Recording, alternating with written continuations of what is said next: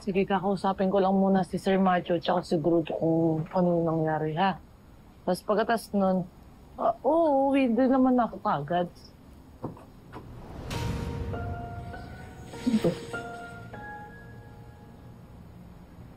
Ano nangyari? Sana pala, Besh, hinintay ka na namin para may kasabay ka. Ay... Okay lang yun para magkaroon din naman kayo ng time ni Kaloy kasi lagi din naman ako iniisip eh. Susto naman. O basta mamaya dumiretso ka na sa bahay, ha? Huwag ka na pumunta kung saan-saan dahil delikado. Okay? Opo, ma'am. Promise, uuwi na po ako. Bye-bye po. Sige na, bye-bye. Dilim naman.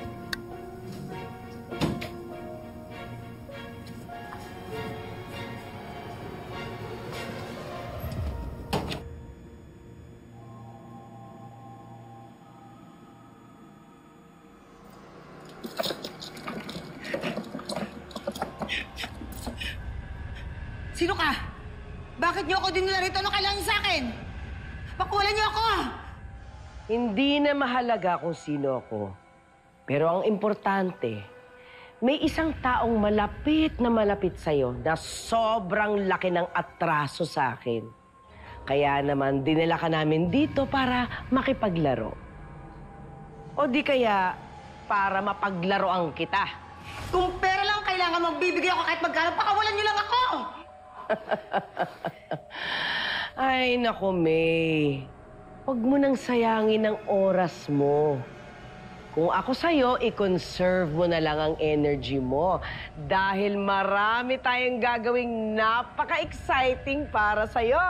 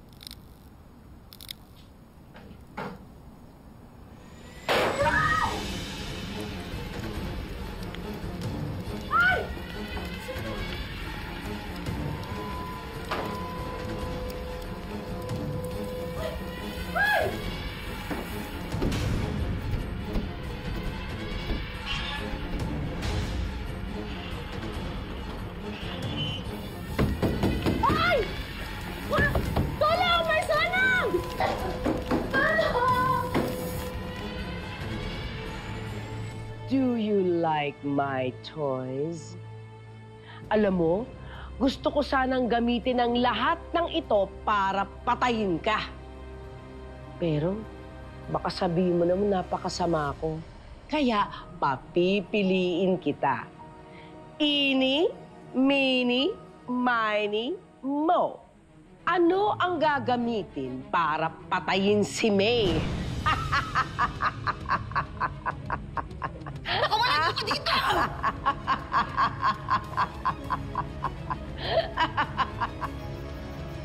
Jessica, have you seen Nikit? Alam mo ba kung nakauwi na siya? Sir Drew, baka nasa locker room pa po ata. Pero pwede niyo din po itanong dun sa kasama ni Ikit, sir. Baka alam niya po. Hey, excuse me. Can you come here for a second? Hello? Hindi po ba ako naririnig? Jessica, ano yun? For alarm po yun, sir. Papalocate ko lang po. Sikit. Guard! Tulong! Tulong!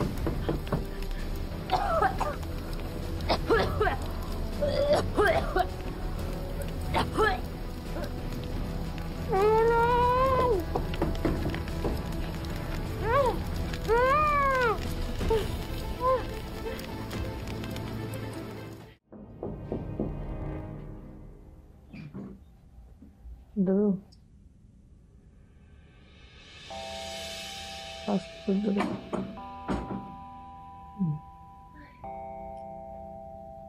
Okay. This is for you.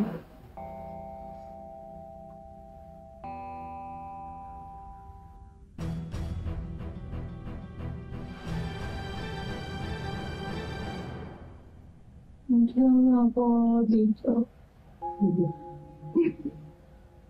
Uy, di ba malayo pa yung Halloween? Bakit naman naka-mommy costume ka na agad? Pero alam mo, I love this look. Di ko kasi nakikita yung kakairita mong pagmumukha. Nandito po iso. Nurse.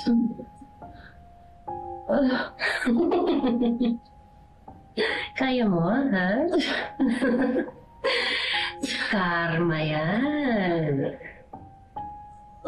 I bet you're in so much pain right now. Ila. Dito. Please. No. Sakit. That's what you deserve for killing my mom.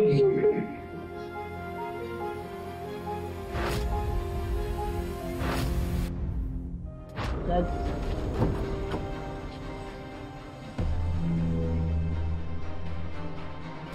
Ay!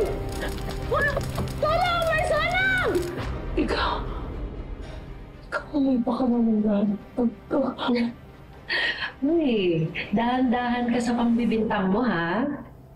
Makakasuhan kita ng slander. Kahit hirap ka pang magsalita.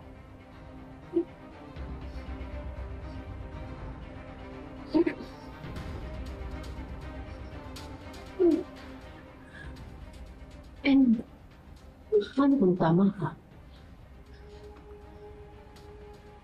Anong gagawin mo?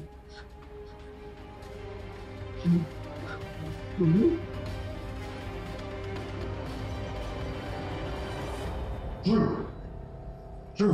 Kuya. My God, are you okay? I heard about what happened on the way from the airport. Is the kid okay? Where is she? Ayos lang ako. Minor injuries lang. Pero si Ikit ang napuruhan. She's in bad shape.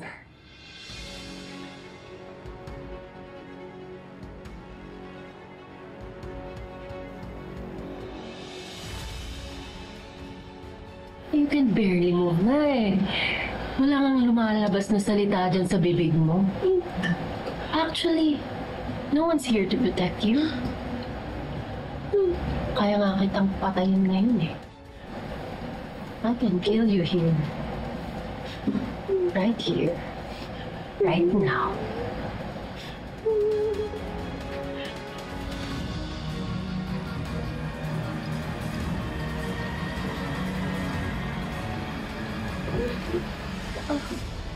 Angela. What are you doing here? I was just fixing her hair. Nandun kasi sa sugat niya eh. You know you're not welcome. Get out.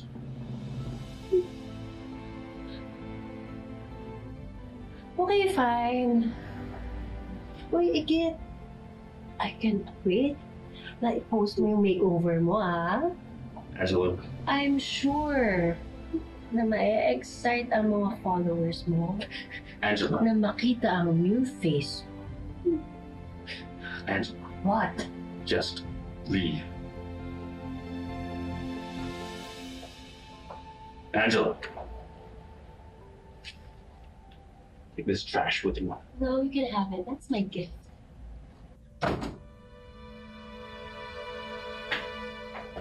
Hey kid. Are you okay? Did you try to hurt me? Why are you crying? I'm sorry I wasn't here. If I was here, I could have protected you and Drew. I was at the airport with Dad. Sir Macho. Sorry. Sorry kung napahamak. Kung napahamak si Sir. No, we keep. Nangyari sa akin, Sir. It's not your fault. Okay, it's my fault. I wasn't here for you and Drew. Okay, don't worry about that. Sir Macho, tawag po ako. Natatakot ako. Natatakot ako.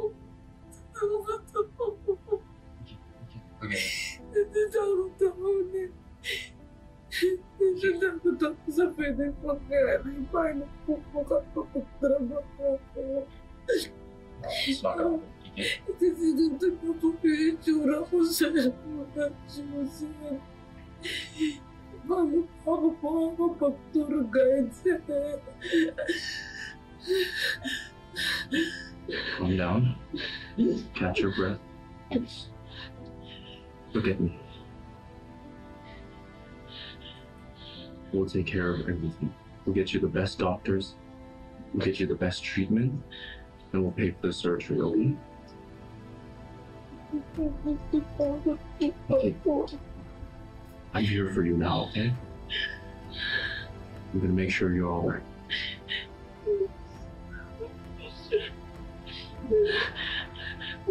Just trying to get some rest now.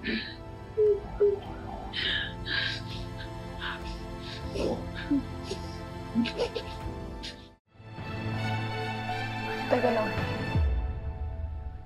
Bakit naman ganyan yung reaction nyo? Kinakabahan naman ako eh. Ikit, kalma ka lang. Antayin natin yung sasabihin ng doktor para malaman natin yung resulta ng operasyon. Aram naman ako masalap mo. Gusto ko kasi makita yung itsura ko eh. Mamaya na, Besh. Mabuti pa magpahinga ka muna. Hindi. Gusto ko na makita eh.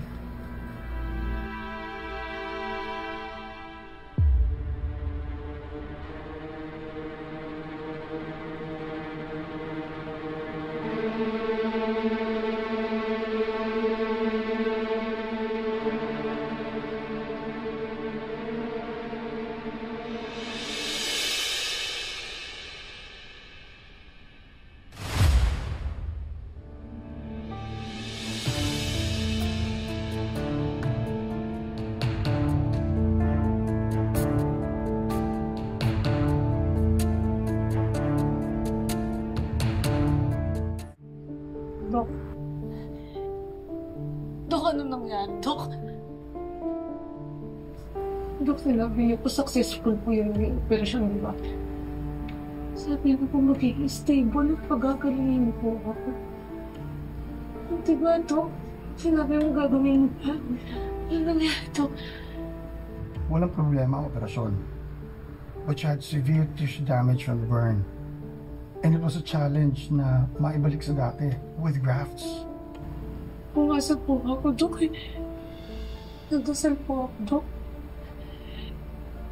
Sinabi ko po, sana bumalik yung dati kong itsura para bumalik po ako sa dati kong buhay.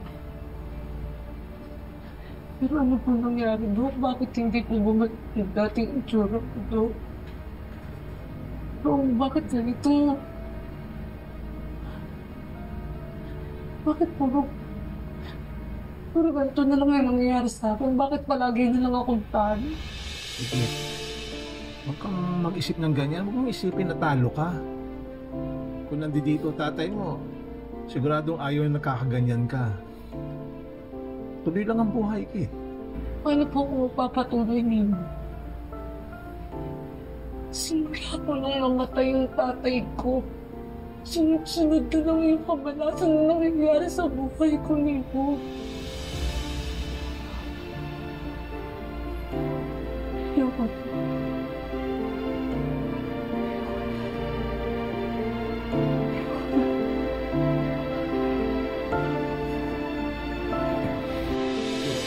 Ikit! Besh. Ikit! Ikit! Besh. Ikit! Buksan mo itong pinto. Ikit! Besh. Mag-usap ka, Ikit. Ikit!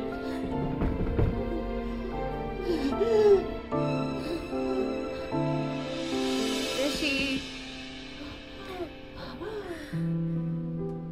Besh, naririnig mo ba ako? Tanggap ka namin. Never ka namin i-judge dahil ang tagal na natin magkakaibigan, di ba?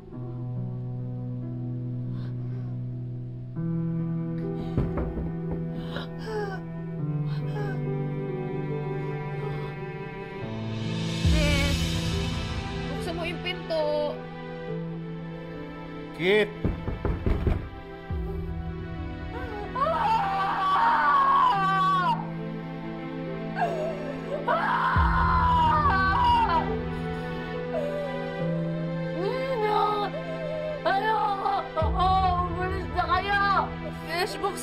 sa Open motor. to, please. Kit!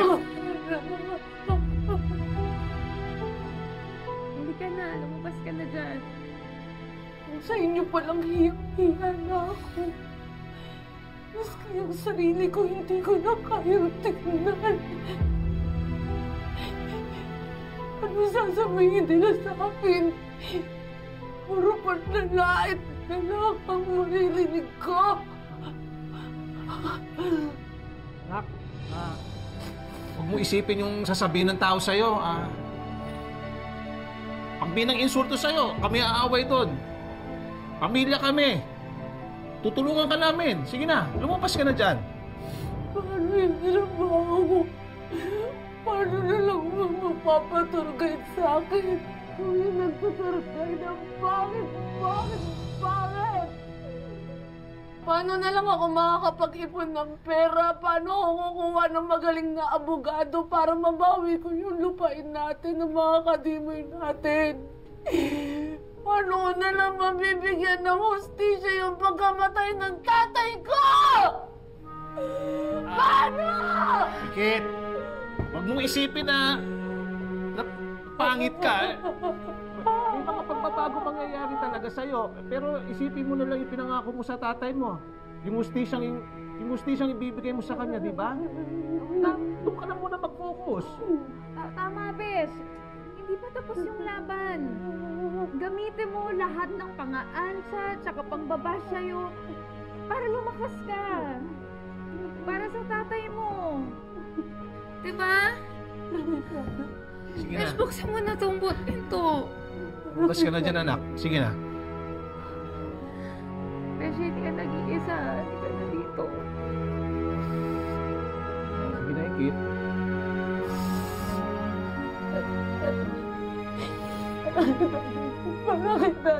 Parang itatay.